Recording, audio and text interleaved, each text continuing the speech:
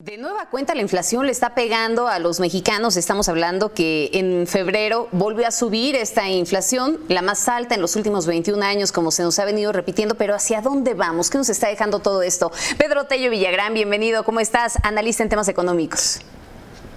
Magda, muy buenas tardes. Gracias por el favor de la invitación. A tus órdenes. Oye, un tema delicado porque cada vez los mexicanos dicen que les alcanza menos, nos alcanza menos en un momento como este, en donde la inflación de verdad que no da tregua.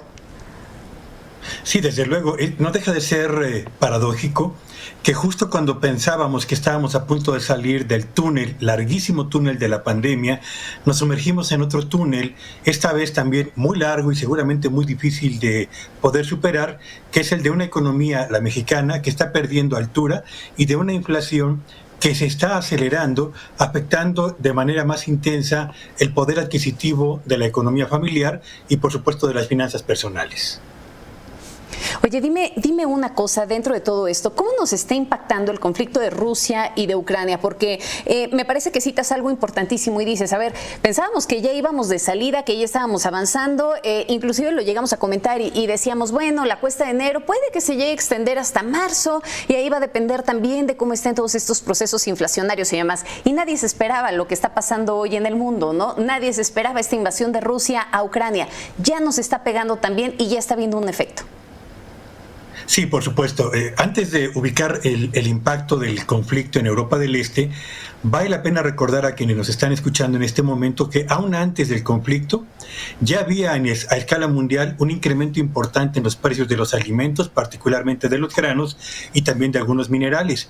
Y aún antes del conflicto armado también ya la economía mundial estaba desacelerándose de acuerdo a lo que el propio Fondo Monetario Internacional reconoció. Ahora, a partir del 24 de febrero pasado, cuando inicia la invasión de Ucrania, lo que ha sucedido es que estamos frente al advenimiento de tres oleadas de impacto sucesivas. La primera es la que ya hemos visto en estas primeras 2 semanas de conflicto, que tiene que ver con el impacto directo en los mercados financieros. Volatilidad en el comportamiento de las bolsas, retroceso en el precio de divisas como la mexicana frente al dólar y por otro lado, aumento en las tasas de interés que están complicando a la ya de por sí difícil situación de la economía mundial. Ese primer impacto ya lo hemos visto con especial intensidad. Ahora estamos enfrentando la segunda marejada, la que tiene que ver con el efecto que tiene el aumento en los precios de granos, de metales y de alimentos sobre los costos de producción de las empresas en países como México, donde importamos buena parte de estos productos o de estas materias primas, y por otro lado, en su efecto directo ya en los precios finales de los productos que quienes nos escuchan adquieren en los mercados o en las grandes cadenas comerciales. Y habrá una tercera marejada que me parece que finalmente va a ser la más difícil de todas, que es el resultado de la combinación de una inflación cada vez mayor y al mismo tiempo de una economía, la mexicana, que va a avanzar a un ritmo todavía más lento del que ya en este momento va registrando. Así que 3 impactos, 3 marejadas, 3 momentos del efecto económico del problema en Europa del Este, Magda. Vaya forma en la que lo sintetizas, Pedro, y me parece que queda clarísimo. Si te parece, vamos también desmenuzando un poco este tema, porque hablabas ya de este sector industrial, ¿no? Lo vimos y cito esta parte en donde hace ya algún tiempo nos estábamos enfrentando a los problemas en estas cadenas de suministro que nos acabas de comentar. Ya veníamos que también que el tema de los chips, que el tema de los contenedores, en fin, todas estas materias necesarias para poder fabricar vehículos, para poder fabricar computadoras, y toda esta situación ya comienza a impactarnos de nueva cuenta. Leía que uno de los sectores que ya se ha ido recuperando pues es justamente el sector industrial, ¿no? Pero entonces puede empezar a ralentizarse derivado también de la inflación que estamos viviendo en este momento.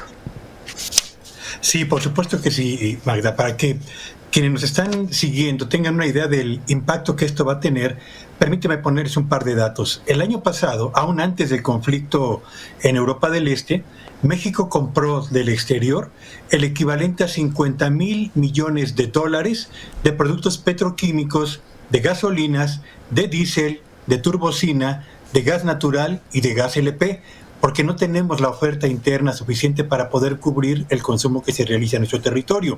Eso fue antes del conflicto armado. Ahora piensen ustedes, ¿cuánto nos va a costar en este año importar esos mismos productos para poder cubrir la demanda interna con la diferencia de que ahora cada uno de estos cuesta mucho más y al mismo tiempo nuestra moneda está perdiendo terreno frente al dólar. ¿Por qué es importante hablar de los productos petroquímicos y no solamente de las gasolinas y de los combustibles, Magda?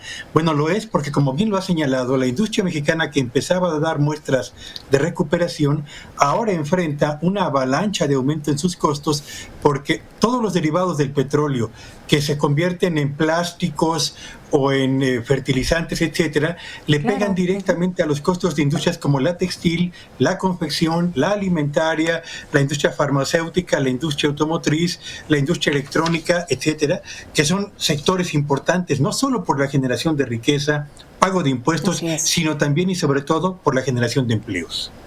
Oye, Pedro, y dime una cosa con toda honestidad. ¿Ves algún plan o alguna estrategia para poder lograr una recuperación si las cosas terminan empeorando en los próximos meses? Evidentemente no veo desde la óptica del gobierno federal la intención de convocar a los sectores sociales del país para definir una estrategia de contención de la inflación en primera instancia y dos, un programa que incentive la reactivación de las pequeñas, de las medianas y de las microempresas de cara a una economía que está perdiendo altura y está perdiendo al mismo tiempo brío. Así que enfrentamos marejada de inflación, economía que se desacelera y un gobierno que no parece tener el interés de hacer algo al respecto. Un gobierno que no tiene el interés. Y déjame irme a otra pregunta que me llama mucho la atención porque tú conoces perfectamente bien este tema y también de pronto las relaciones que tenemos con algunos otros países en el ámbito comercial. No es una novedad lo que está circulando hoy y que ha generado muchísima controversia con esta carta o con esta respuesta que da el gobierno mexicano al Parlamento Europeo, pues sobre esa determinación del Parlamento en torno al asesinato de periodistas y de defensores de los derechos humanos, ¿no?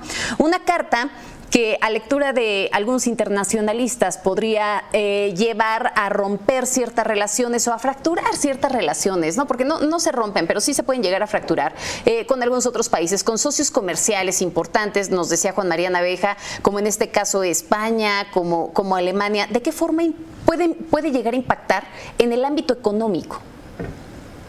Evidentemente yo creo que vale la pena esperar primero a ver cuál es el trabajo que realiza el canciller Marcelo Ebrard para restablecer los puentes, 1, de comunicación, 2, de entendimiento y 3, yo diría, de desactivación de esta bomba diplomática que soltó el gobierno de México, no por la respuesta en sí misma, sino por el tono, por la forma bajo la cual se realizó esta respuesta, con muy poca altura diplomática y diría yo utilizando un lenguaje que francamente está muy lejos de que caracteriza a México en el tratamiento de temas o de diferencias como esta.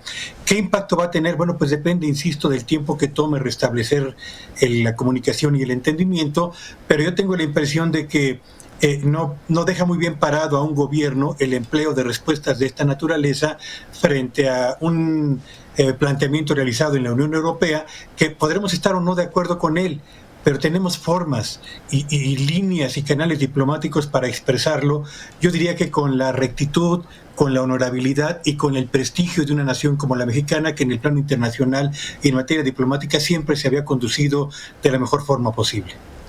Es correcto, deberíamos de tener esas formas, esas líneas y sobre todo de respetarlas. Pedro, como siempre ha sido un gusto poder conversar contigo. Muchísimas gracias. Gracias por la invitación y muy buenas tardes a todos. Gracias, abrazo fuerte para ti, Pedro Tello, analista en temas económicos.